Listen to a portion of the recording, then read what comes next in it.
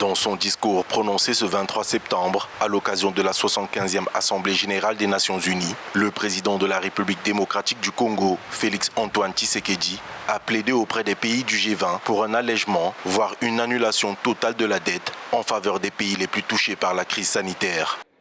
La pandémie nous a montré qu'il n'existe qu'une planète, qu'une santé, et que nos sorts sont liés.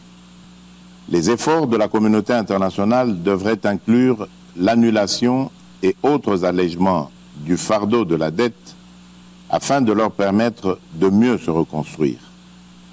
Nous saluons les efforts et les mesures prises par le G20 et les institutions financières internationales en reportant les délais de paiement de la dette et les invitons à prendre d'autres décisions en vue de son annulation totale.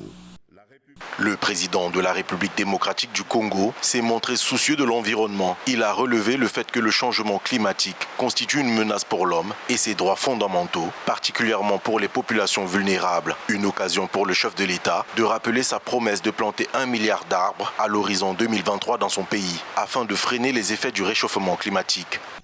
Nous attendons par conséquent que nos partenaires respectent également leurs engagements financiers dans le cadre de la préservation des forêts tropicales, notamment celui du Fonds vert pour le climat, créé en faveur des pays les moins avancés.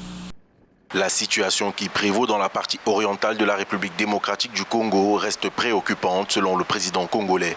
Il a révélé que les milices armées, locales et étrangères qui sévissent dans cette partie du pays financent leurs activités par l'exploitation illicite des ressources naturelles.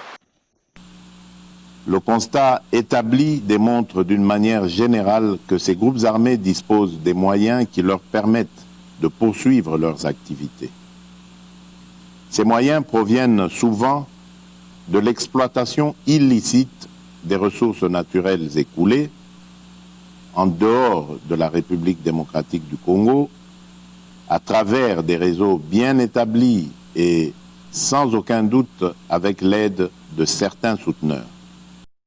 Le chef de l'État a lancé un appel à la communauté internationale afin que des sanctions ciblées et efficaces soient appliquées aux entités locales et étrangères qui soutiennent ces milices.